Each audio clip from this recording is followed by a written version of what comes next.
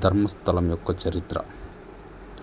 ఇప్పుడు ఎవరు చూసినా, ఎక్కడ చూసినా మరియు ఎక్కడ విన్నా ధర్మస్థలం గురించే మాట్లాడుకుంటున్నారు, చర్చించుకుంటున్నారు. అసలు ధర్మస్థలం ఎక్కడుంది, అక్కడ ఎవరున్నారు, ఎందుకు ఇప్పుడు ఇంతలా పాపులర్ అయింది, ఏ దేవుడు అక్కడ పూజలు అందుకుంటున్నాడు అనే విషయాలు మొత్తం ఇప్పుడు తెలుసుకునే ప్రయత్నం అయితే చేద్దాం.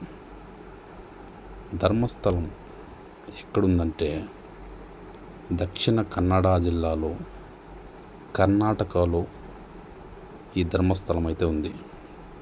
ఇక్కడ ముఖ్యంగా ఏ దేవుడు ఉన్నాడంటే శివుడు, పరమేశ్వరుడు శ్రీ మంజునాథ స్వామిగా పూజలైతే అందుకుంటున్నాడు. ఇక్కడ ఇది హిందూ దేవాలయం అయినా కూడా ఈ యొక్క దేవాలయాన్ని జైన కుటుంబం వారు నిర్వహిస్తుంది. అంటే దేవాలయ పూజలు, అక్కడ రాబడులు అన్నీ దేవాలయానికి సంబంధించినటువంటి ప్రతి పని, ప్రతి కార్యక్రమం ఈ కుటుంబం వారే నిర్వహిస్తున్నారు, అంటే చూసుకుంటున్నారని అర్థం. ఈ దేవాలయం మన భారతదేశంలోనే అరుదైన విశ్వాస మేళవింపు స్థలంగా గుర్తింపు పొందింది. ఇక అసలు విషయానికి వస్తే 800 సంవత్సరాల క్రితం అడవుల మధ్య పర్వతాలను దాటుకొని ఒక చిన్న గ్రామం అయితే ఉంది. దాని యొక్క పేరు ధర్మస్థల. ఈ పేరు కూడా అప్పటికైతే రాలేదు. అక్కడ నివసించే జైన భక్తులు హెగ్డే కుటుంబం వారు ఎంతో ధర్మబద్ధంగా జీవించేవారట. పేదవారికి ఆదుకునేవారు, వారికి అన్నదానం చేసేవారు, వారి యొక్క అవసరాలను తీర్చేవారు. ఒకానొక రోజు ఒక మిస్టరీ అయితే అక్కడ జరిగింది. అదేమిటంటే ఒకరోజు హెగ్డే గారి కుటుంబానికి చార్య పురుషులు, అంటే వీరు బ్రాహ్మణ స్వరూపంలో ఉండేటువంటి 4 వృద్ధులు అక్కడికి వస్తారు. వాళ్ళు ఎవరో ఎవరికి తెలియదు. హెగ్డే గారికి కూడా అసలు తెలియదు. హెగ్డే గారు ఎంతో వారిని గౌరవంగా చూశారు. వారికి స్వాగతం పలుకుతూ వాళ్ళకి అన్నదానం చేశారు. అలాగే ఉండటానికి నివాసం కూడా ఇచ్చారట. వాళ్ళు ఎవరో నిజానికి ధర్మదేవతలంట. ధర్మదేవై, కాలరాహు అంట. వీరు 4 అదే రోజు రాత్రి హెగ్డే గారి యొక్క కలలో అయితే కనిపించారట. కనిపించి హెగ్డే గారు, మీరు మా ధర్మాన్ని నమ్మారు, మీ ఇంటిని మా కోసం మా ఆలయంగా మార్చండి అని చెప్పారట. అలాగే ఇక్కడ మంజునాథ స్వామిని ప్రతిష్ఠించండి అని ఆదేశించారట. హెగ్డే కుటుంబం తమ ఇంటిని ఒక ధర్మ దేవాలయంగా మార్చారు. అక్కడ శ్రీ మంజునాథేశ్వర స్వామిని విగ్రహాన్ని ప్రతిష్ఠించారట.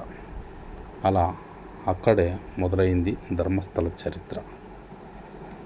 పాతకాలపు శిల్పకళతో ఉన్న దేవాలయ నిర్మాణాన్ని జైన కుటుంబం వారు స్వయంగా అయితే తల వంచి శివుడికి అభిషేకం చేసేవారట.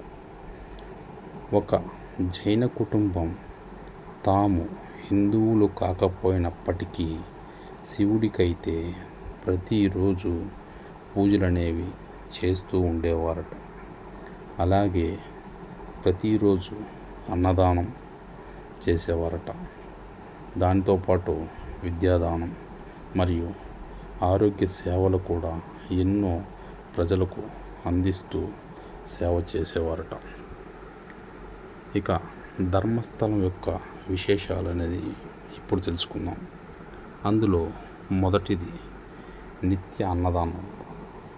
ప్రతిరోజు 50,000 మందికి పైగా భక్తులకు ఉచిత భోజన సౌకర్యాలైతే ధర్మస్థలంలో ఆ కుటుంబం వారు అందించేవారట. ఇక రెండో విషయానికి వస్తే ఉచిత వైద్య సేవలు. ఉచిత వైద్య సేవలు పేదవారికి ఉచితంగా వైద్యాన్ని అందించి వారి ఆరోగ్యాన్ని బాగు చేసేవారట. ఇక మూడవది వివాహ మేళ. పేదలకు ఉచితంగా వివాహాలు జరిపించేవారట. అంటే వారికి తాళిబొట్లు ఇవ్వడం ఇలాంటివి చేసేవారట. నాలుగవది ధర్మోత్సవాలు. అంటే గ్రామాల యొక్క అభివృద్ధి. గ్రామాల యొక్క అభివృద్ధి కోసం ఎంతో సేవల కార్యక్రమాలు చేసేవారట జైన కుటుంబీకులు. ఇలా ఆలయ పరిపాలన శతాబ్దాలుగా హెగ్డే వంశస్థులు చేపడుతూ వచ్చారట. ప్రతి ఒక్క తరం హెగ్డే తను పూజారి కాకుండా సేవాదారుగా ఉండడం గర్వంగా భావిస్తాడట. ప్రస్తుతం అధికారి ఎవరు అంటే డాక్టర్ వీరేంద్ర హెగ్డే గారు 10 పదుల మీదుగా ధర్మస్థల అభివృద్ధికి అంకిత భావంతో పనిచేస్తున్నారు. అంటే ఆయనకి 50 సంవత్సరాల వయసు ఉందన్నమాట. హెగ్డే గారు మందిరం చుట్టూ తిరుగుతూ భక్తులకు నమస్కరిస్తారట. పేద మహిళలకి కుంకుమ మరియు పండ్లు అయితే ఇస్తారట. ధర్మస్థల సందేశం ఏమిటంటే ఇది కేవలం దేవాలయం కాదు, ఇది ఒక జీవితం. ఇది కేవలం పూజా స్థలం కాదు, ఇది సేవా సంస్థ.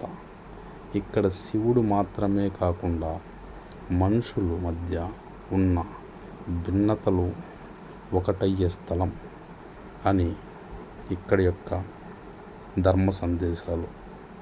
ఇది ఇప్పటి వరకు ఉన్నటువంటి మనకు సమాచారం. అయితే ఇప్పుడు లేటెస్ట్గా తెలిసినటువంటి విషయం ఏంటంటే అందరూ చెప్పుకునే విషయం అది ధర్మస్థలం కాదు, అధర్మస్థలం అని.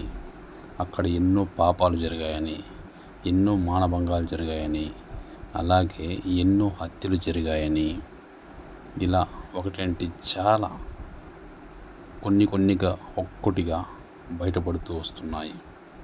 అంటే ఇప్పుడు ధర్మస్థలంలో చాలా అంటే చాలా క్రూరంగా మనుషులను అయితే చంపి అక్కడ పూడ్చిపెట్టారట.